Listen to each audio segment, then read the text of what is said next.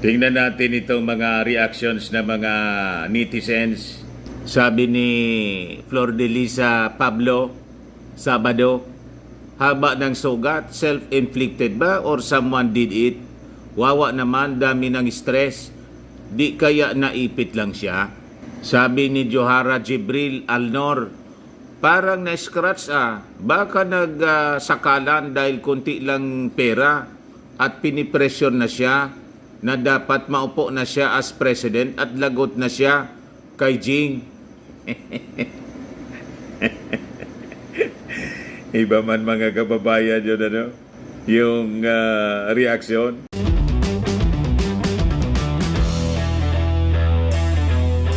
O tingnan ninyo ito mga kababayan na kumakalat na picture ni Inday. Hindi natin maintindihan kung authentic po ito o baka Photoshop lang. Ano niya yan, Mr. Maravillas? Parang may tama sa diig po si Inday.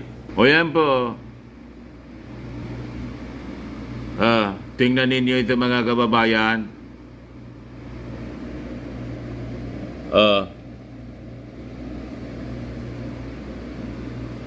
Parang may nangyari kay Inday yata na hindi ka nais-nais. Ano sa tingin ninyo mga kababayan? Ang nag-post nito, si Yayam Dizon, siya nga nagtatanong din, is this for real? I've been trying to assess if it is an authentic picture of Sarah, but then again, I did not see any puncture holes. So I could not really make a definitive conclusion about it. Anyhow, if it is true, the person who did it to her must belong to the family of Edward Cullen from the Twilight Saga. Ayan po mga kababayan. Ngayon, chine-check natin kasi yung damit niya, parang yung suot niya kanina, doon sa pagbigay niya ng message mga kababayan, sa okasyon ng Independence Day sa Davao City, parehas yung damit po. Ngayon, may nakita kong video kanina. Medyo malabo lang kasi. Yung plinay ko nga po, yung kanyang message. Ito siya mga kababayan, parang may tama nga. Medyo pumayat pati. Ito siya, Medyo pumayat pati, mga kababayan, si Inday. Parang authentic nga, mga kababayan, yung tamang yon. Ito kasi, may distansya to. Ang tawag diyan sa amin, lastro. Or injury po, kung sa English mga kababayan. Na aksidente ba si Inday? Or may sumakal ba sa kanya? O nag-attempt ba siya na kung mga kababayan? Or may nakaaway siya na nag-inflict ng ganong ori ng injury sa kanyang liig po? So, yun ang mga tanong. Kung authentic po, kailang sa post po ni may pag-joke yung post ni Yayam Dizon po. Hindi daw niya ma-determine kung talagang authentic kasi wala mang butas. Referring doon sa hearing ni Bato po sa alleged PDEA leaks, yung papel na sinasabing dokumentong nakasulat yung pangalan ng ating Pangulong Bongbong Marcos noon, may butas. Ito walang butas. Pero kidding aside, kung totoo ito, mga kababayan, parang may kakaibang nangyari kay Inday. Parang authentic po siya kasi nang i-compare natin doon sa video kung saan siya nag-speech kanina, makikita natin yung parang injury sa kanyang lieg. Ito close up kasi itong kuha. Ayan po mga kababayan, pagmasdan ninyong maigi kung ano sa tingin po ninyo. Kung authentic po siya, kung totoo. Kung totoo, ang tanong, ano ang nag-cause ng kanyang injury? Ito yung video kanina ng isang vlogger. Ipakita ko po. Bias Random TV. Yan na nakita kong nag-cover.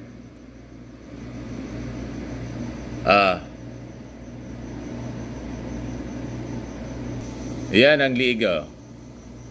Parang ganon yung tama, mga kababayan, sa kanyang liig. Na ito siya, mga kababayan, sa close-up.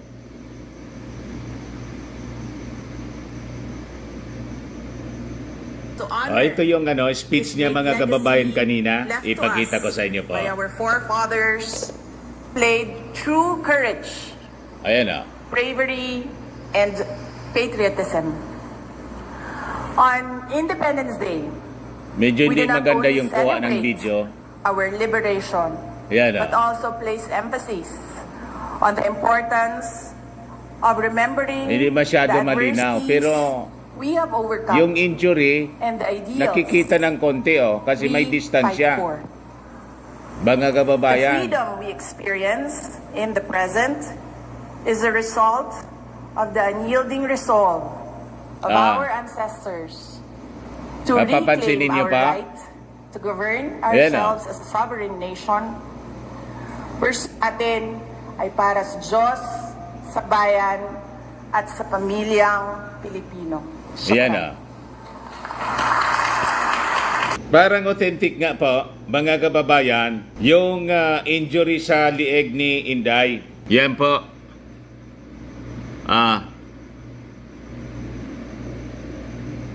Tingnan natin itong mga reactions ng mga netizens.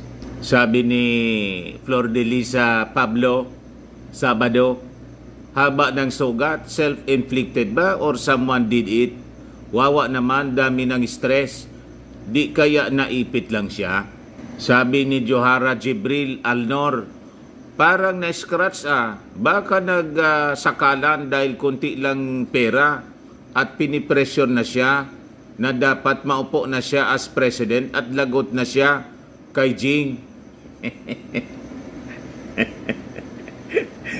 Iba man, mga kababayan, yun yung reaksyon, may kasamang joke. Ewan lang, hindi naman yan aaminin siyempre. Basta't it's either sinadya or nagkasakalan. Parang sa pera, I'm not sure. Sabi ni J.K. Soberano Magnaye, sino kumagat? Sino kumagat ba o humiwa dyan? Sabi naman ng isa, balak magbigti. Sabi ni Annabel Baseg. Sabi ng isa pa, si Ignacio Angela Reyes, somebody close, very close to her.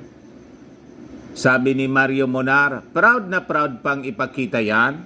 Sabi ni MJ, for real po ba yan? Sabi ni Maria Concepcion Mopas Collado, if may gumawa niyan sa kanya, for sure, kaso agad or media kaagad. Tamang hinala lang, nagpapaawa siya to get sympathy, kuwang-kuwa ang style bago nagkaroon ng EDSA 86. Sabi naman ni Marian Flores, may pagka-brutally wild talaga tong BP. Sabi naman po ni Ophelia V, sus, wala yan, gas-gas lang yan. Baka aksidenteng nakalmot lang yan nung naglalaro ng hindi na diniritso. Sana yung mas malalim ba para naman kapanipaniwala. Sabi ni Violet Oliva, OMG, what happened to her neck? Sabi naman ni Jong Balmaceda, no wonder, kasi butangira yan. Sabi naman po ni Marian Marie Apolinario Ugata, kaya pala lately, wala siya sa circulation, puro statement lang. Sabi ni Raquel Kahis Santillan, yes, nakita ko yan sa news kanina. Kahit anya ako, nagtaka kung ano yung nasa liig niya. Sabi ni Ernesto Nignalad, pakulong propaganda, let's investigate. So, iba-iba pong mga reactions ng mga nakakita. Kahit nga po tayo, hindi man tayo sigurado kung gaano ka-authentic itong nasa liig ni Inday at saka kung ano ang rason kung bakit mayroon siyang injury na ganyan, mga kababayan. Pero nang i-compare natin sa actual video, ito kasi picture ito eh. Nang i-compare natin doon sa actual video, kanina, nakuha sa kanya nung mag-speech siya sa Independence Day celebration sa Davao, parang mayroon nga siyang tama sa leeg. Yan po. Yan o. Ito yung actual video na nag-cover kanina. Live Rizal Park, San Pedro Square. Ito yung nag-cover. Madayaw, Davao. Ang nag-cover pong vlogger si Bias Random TV. Kasi naghanap ako ng video coverage ng SMNI. Wala akong nakita. So ito yung lumabas na research natin. So parang may tama nga po mga kababayan sa lieg. May distansya yung kuha sa kanya nitong vlogger na to.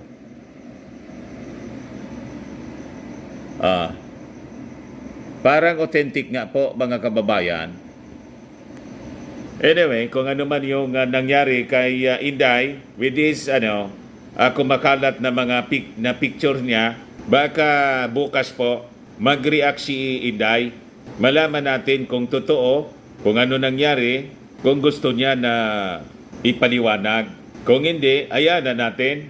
Baka nakalmot lang, kaya lang pambihira, parang malayo na nakalmot lang mga kababayan. Parang may malakas na puwersa po na tumama sa kanyang lieg mga kababayan. Walang kalmot na ganyan po eh.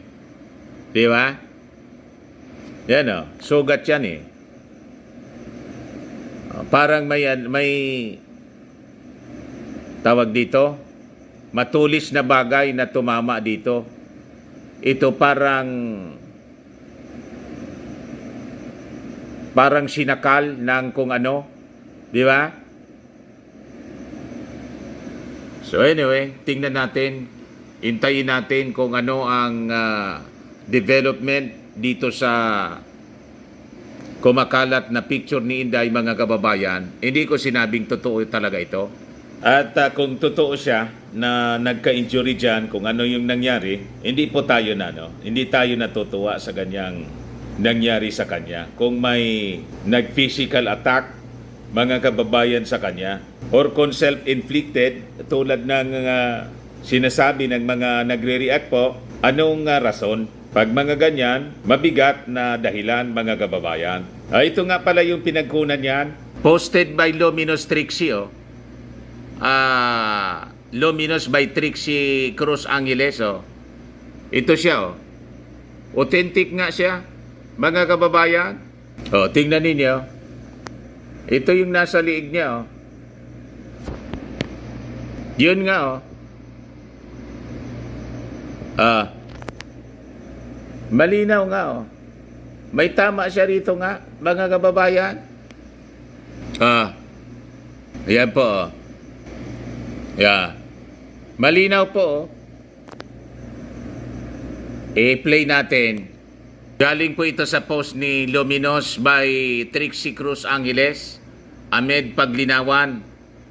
Sabi diyan, kahit inaapi kayo, dapat maganda pa rin. So, i-play natin mga kababayan itong video kung saan kitang-kita yung sugat ni Inday sa lego. Dali lang po, kung ano sinasabi niya. Bisan gidaog-daog mo, dapat guwapa niya. Ayan nga po. Yun lang, napaka-iksi lang pala mga kababayan yung sinasabi niya rito. Ulitin natin.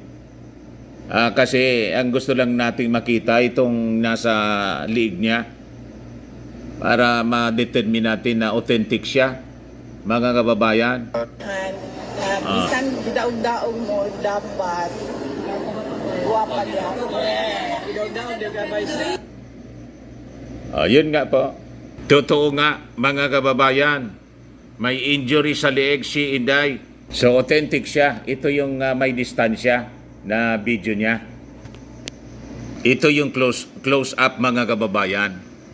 galing sa bidyong pinablis ni Trixie Cruz Angeles, si dating PCO Secretary, Attorney Trixie. So kitang-kita ang injury, mga kababayan, sa liig ni Inday. So malamang bukas, baka magpaliwanag si Inday kasi kalat na po itong video sa social media. Yun man lang po, mga kababayan. Ako po si Dante Maravillas. Bye-bye. God bless.